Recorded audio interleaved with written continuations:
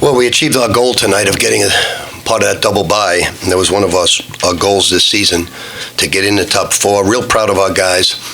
Honest did not have it tonight, didn't play physical enough, and Mango gave us a tremendous lift with a great basketball game. What a great senior night for him.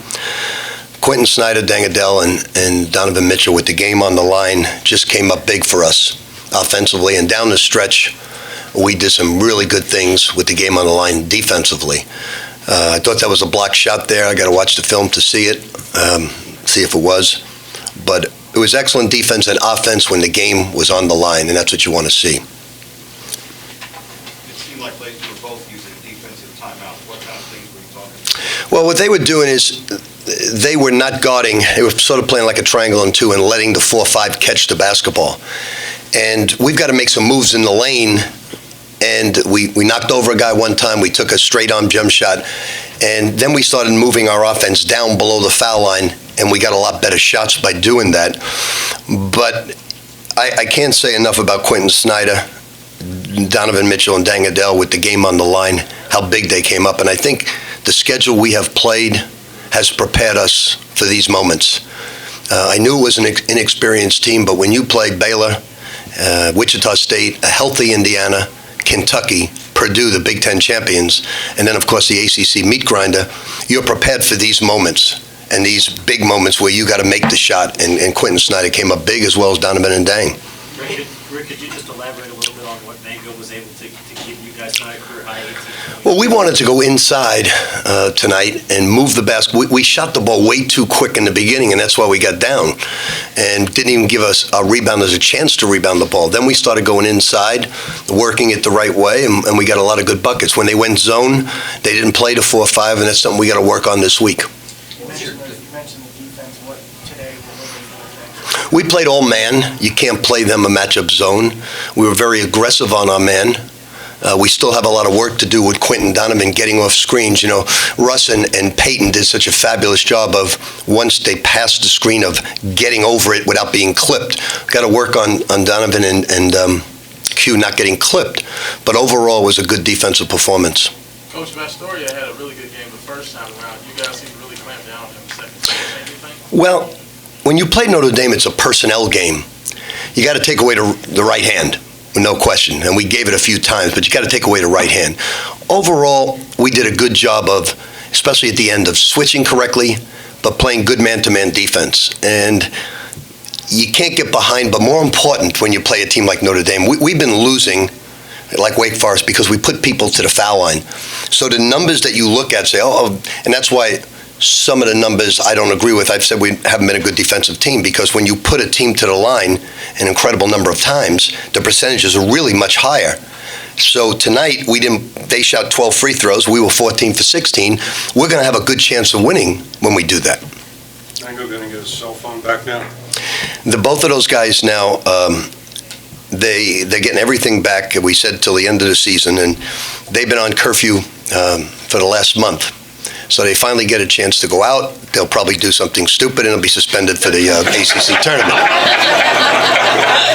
In your experience, you've been on Deng for not shooting. If he was struggling, he was 1 for 7, and he still hits with that big one. What can that do for him? Look, I'm not worried about his offense. He's got to pick up his defense. He ran into too many screens tonight, pick up his defense. You know, I was really pleased with the way Mango talked, the way Mango switched, the way Mango did things tonight, and gave us a big lift. Look, he had 18 points and 11 rebounds, I believe.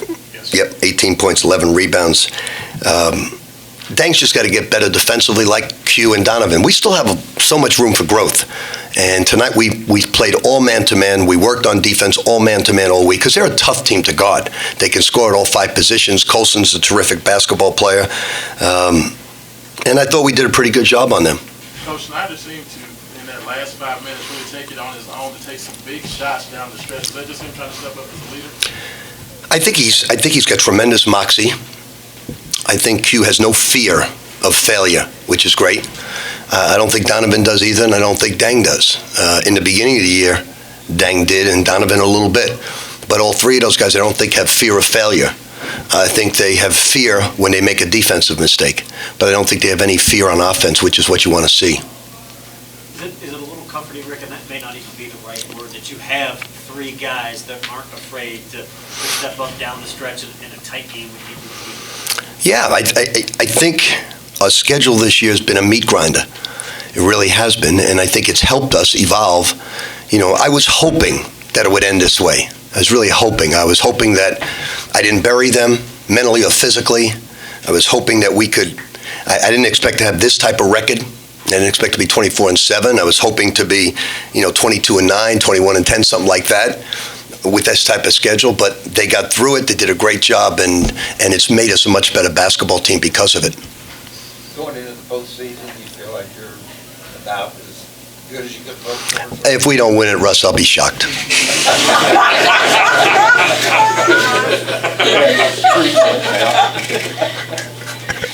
I don't know what to think. I really don't know what to think.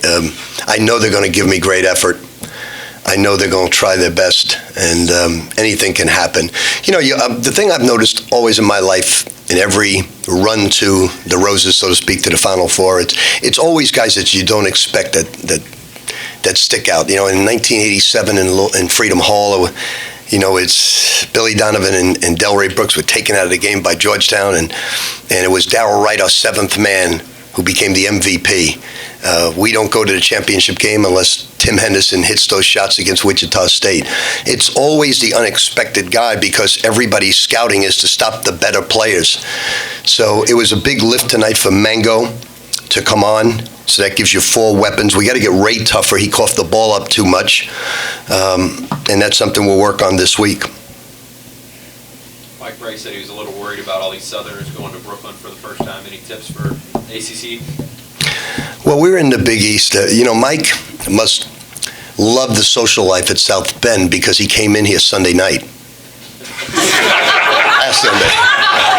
And he's going from here to Brooklyn. So Mike's fond of the nightlife in the restaurants in South Bend. Now, Mike's one of the great guys in the game. He played for me as a camper, was a terrific young player, and just a great guy because he enjoys coaching so much, has great passion, has a lot of fun. He has much more fun during the game than I do. Does that add anything for you, though, with the tournament in Brooklyn, being back in New York? In what regard? You're looking forward to it more than you would be if it was somewhere. I mean, obviously. Yeah, I like it better in Greensboro. Well, I can understand people. No, I think it's, for me, obviously, being a New Yorker and going back to Barclays Center, I'm curious to see how it turns out. Our fans, we started going maybe with 50 to 100 fans in the Big East. We ended up getting 1,500 people there. So New York's the greatest city in the world. Best restaurants, best theater, best opera, best social life. It's just an awesome place. I've lived there for a long, long time and still live there. Well, my wife lives there more than I do. No, we're not split up, but she loves going back to New York. She loves going back to New York. We've had a residence there since my New York days, and it's a special place. New York is the greatest place to visit if you're a non-New Yorker. If you're a New Yorker, it's great because they're not unlike you sick people.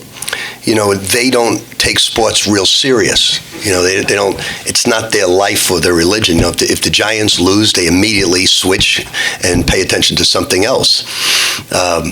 There's no senior nights like Louisville or Kentucky or Kansas, and it's really, really special how the people care. Senior nights are something really special here because the fans care so much for the players, and that doesn't happen in many places. It's probably less than 5 that you see this. And these guys are very, very lucky. I told them before the game, you're never going to experience, some of you guys may play in the NBA, but you'll never experience the love that you get from our fans. And as a coach, it's the same way. When I leave and pack it in and move on, I'm just going to remember how special it was coaching at this place because it's really a special feeling, and I'm so happy for our seniors, so happy for Mango that he went out like that. And now we'll just keep improving, keep getting better. This is a team that can accomplish anything because of their attitude, and we'll see what happens in the tournament. We'd like to play some of the teams that beat us. We don't. Do we have any idea how to? No. Too many options. You'll know way before him anyway. So it's, Any other questions?